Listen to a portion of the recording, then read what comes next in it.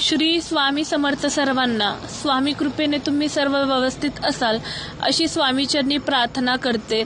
आज बऱ्याच दिवसाने भावाच्या लग्नाच्या निमित्ताने त्याची लग्नपत्रिका घेऊन स्वामींना निमंत्रण देण्याचा योग आला.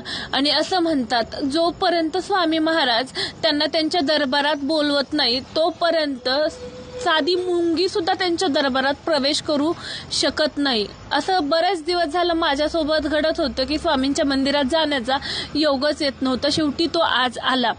आणि 20 एप्रिल ते 26 एप्रिल या दरम्यान स्वामी पुण्यतिथीनिमित्त सर्व दिंडोरी प्रणित केंद्रामध्ये गुरुचरित्र या पवित्र ग्रंथाचे कथन होणार आहे. तर जास्तीत जास्त लोकांनी या ग्रंथाच्या वाचनास बसावे. आणि असे म्हणतात, जो गुरुचरित्राच्या वाचनास बसतो त्याची काहीतरी जन्माजन्माची पुण्याई असते. श्री स्वामी समर्थ. जय गुरुदेव दत्त.